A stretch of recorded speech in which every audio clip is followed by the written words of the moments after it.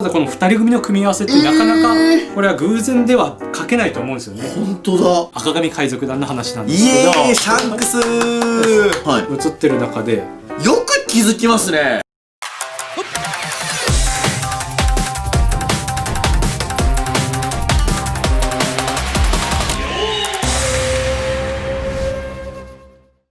WCIKNC どうもっとです。どうも神木です。イエーイ、イエイ神木さんが今日もいます。また来た。そう多分皆さん飽きてきた。そうね、思う。いや、そんなことはないいや、毎日ね、驚愕のお話を聞かせてもらってますが、今日もね、すごいんですよ。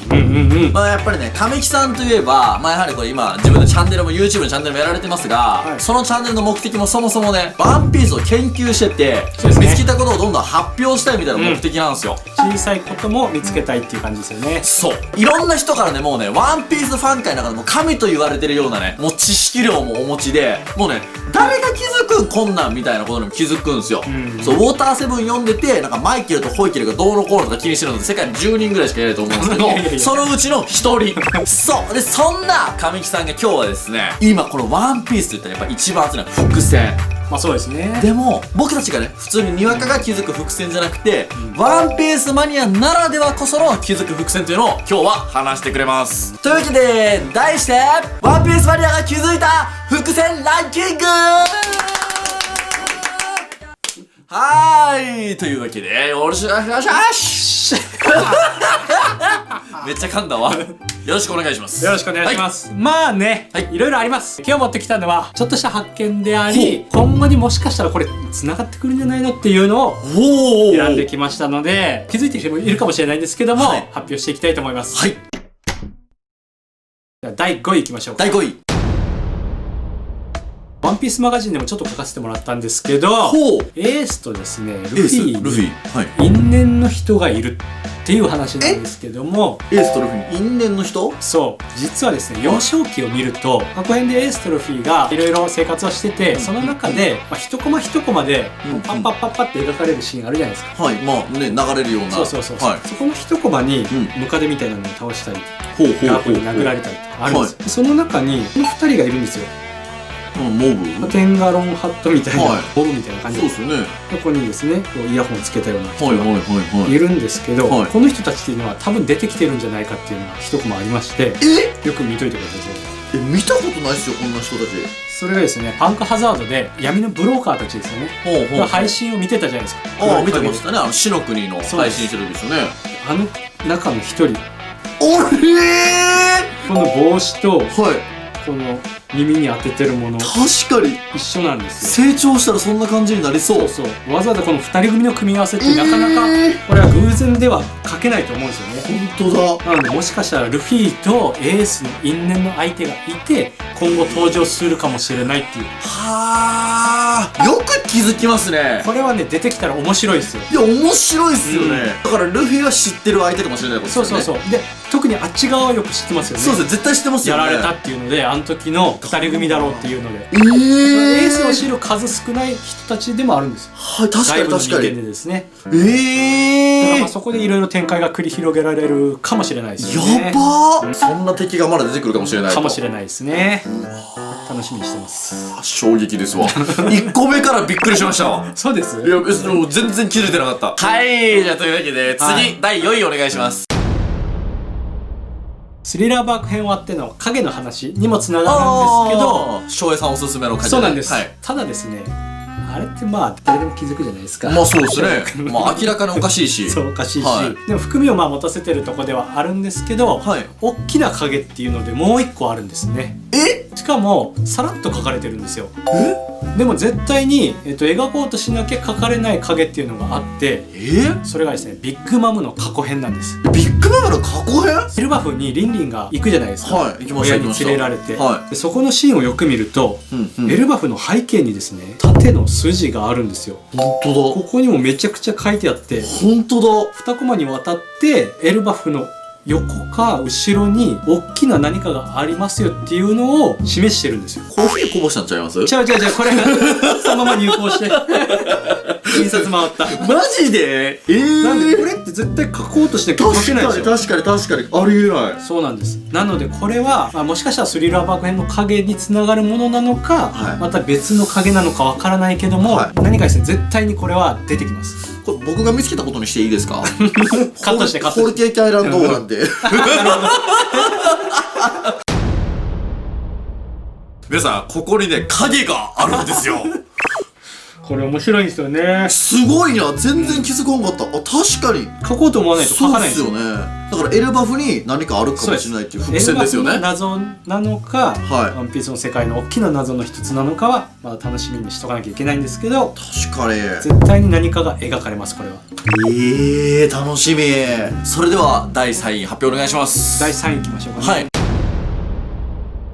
第3位は海洋類の話です。はいはいはいはい。で、海洋類って実は世界中に思われてますけども、はい、こんなに種類いないと思うんですよ。っていうのも、はい、リバースマウンテンに入る前の、はい、ここですよね。メリー号が海洋類の頭に乗ってザバーッと上がってくる印象的なシーン。はい、ここでこういろんな海洋類が書かれましたけど、はい、もう絶望を覚えるシーンですよね。海洋類がめちゃくちゃ出てくるところあるじゃないですか。それが白星。はい、ああ、ノアの。そう、ノアが連れ去られるところですね。はい、これよく見ると、ここのメリー号を乗せた海洋類っていうのは、まさしくこいつなんですよ。ほんまや、一緒や。同じところに出てきてるんですよ。この柄もですね、いろんな柄があっていいじゃないですか。確かに。もうほとんど一緒なんです。同一のキャラクターじゃないかっていうぐらいのこの同じさ。確かに。これとかですね。こいつですよね。おー、このアフロみたいなやつね。そう、アフロで目がこうなってるやつとか。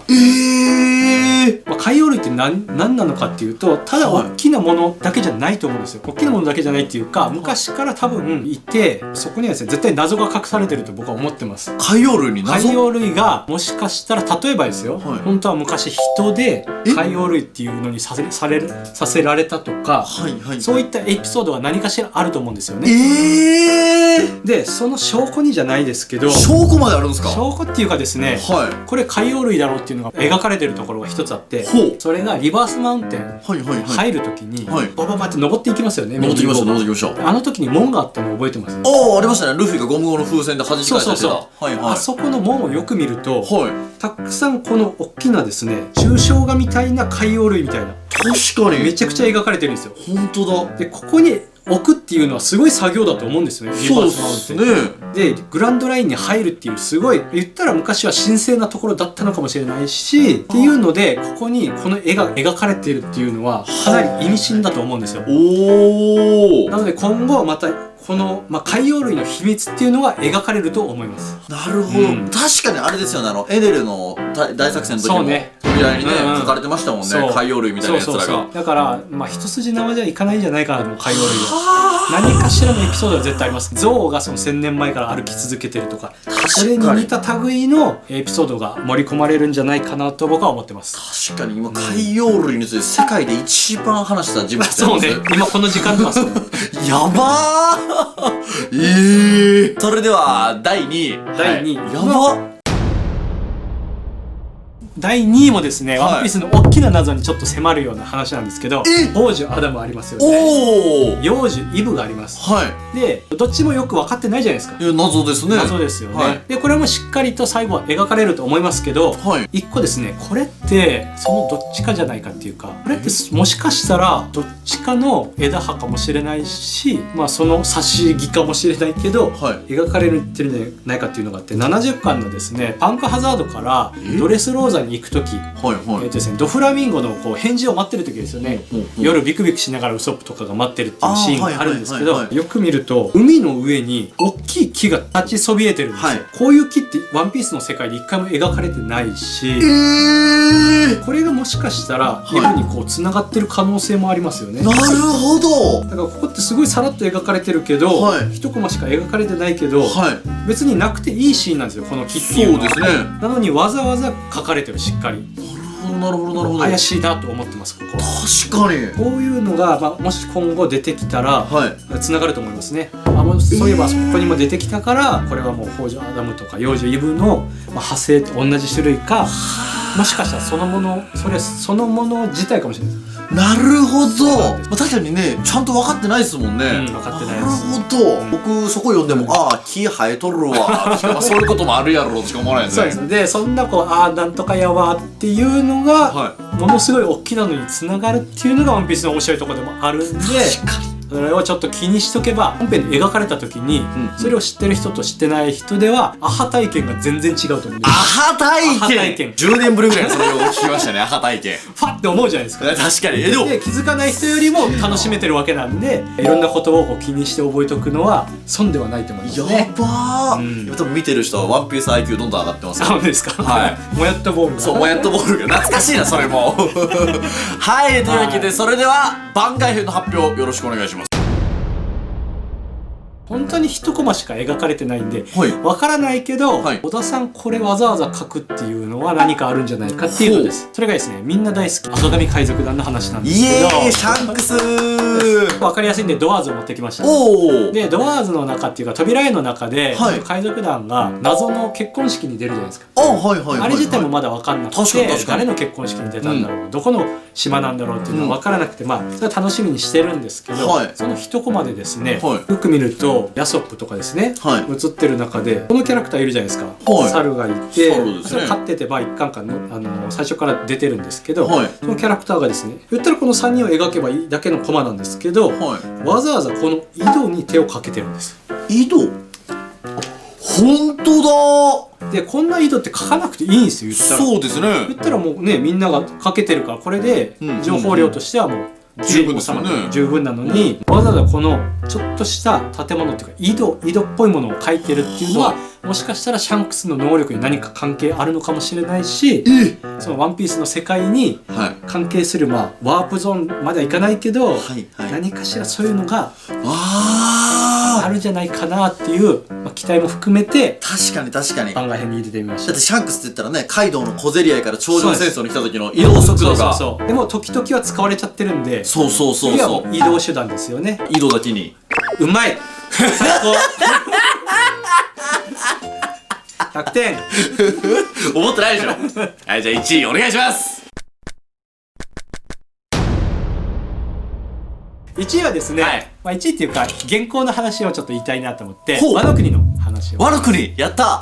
ワノ国面白いですよね。めっちゃ面白い。でワノ国でよく描かれてるマークっていうのがあるの知ってます？え93巻からちょっと抜粋しますけど、これ何個も出てきます。オロチのですねマークっていうか五角形のマークがあるんですね。五角形？五角形のマーク、はい。おお。まあ五角形の周りに5個のはいはい。マークっていうかのがあって、はいまあ、これはオロチっていうの家紋とか、まあ、その辺でたくさん書かれてるんですよ。そうですね。部下にもいっぱい書かれてるし、はい。であるんですけど、はいこれよく思ったらですね、リトルガーデンとかドラム島であるように島の形が関係してる時ってあるじゃないですか。そうですね。でちょっとこれ島の形じゃなくてもうちょっとまめなとこなんですけど、うん囚人採掘場わかります？ルフィがおお、わかります。うどん。そうそううどん、はい戦ったところは、はいほとんど同じ形なんですよ。へえ。でもこれって過去編が描かれた時に、はい。何かしらのエピソードが盛り込まれるんじゃないかなと思ってるんですよ。なるほど。うどんを制圧したことでもしかしたらオロチが名を上げたのかもしれないしっていうので、この五角形のマークっていうのをよく覚えておくともしかしたらつながるんじゃないかなっていう。オロチが過去なんかあって、そこを今ルフィが制圧したってこともかなり意味があるかもしれない。意味があるかもしれない、そこの5個の穴っていうのはもしかしたら誰かを倒した五角形の穴かもしれないし、筒の穴かもしれないし、何かしら関係があるんじゃないかなっていうところでした。はい、すげえなこういうのがいっぱいあるんですよね。はいよく毎度毎度気づきますね。そうなんよ、毎度毎度出てさ大変だけどでもね、そう思うよ。毎度毎度呼ばれて今までも何十個ももう話してるのに、まだまだあるんですよね。いや、すごい。それすごいなと思います、ワンピースが。いや僕がすごいんじゃなくてワンピースがすごいんです。いやたくさん仕掛けてる確かに確かに仕掛けてるのがすごいなと思いますよ。すごいないや、本日の動画すげえと1個でも思った人はぜひ高評価お願いします。お願いします。誰も気づいてない伏線気になる人はぜひ神木鑑定の本見てください。はい、よろしくお願いします。それでは See you! See you!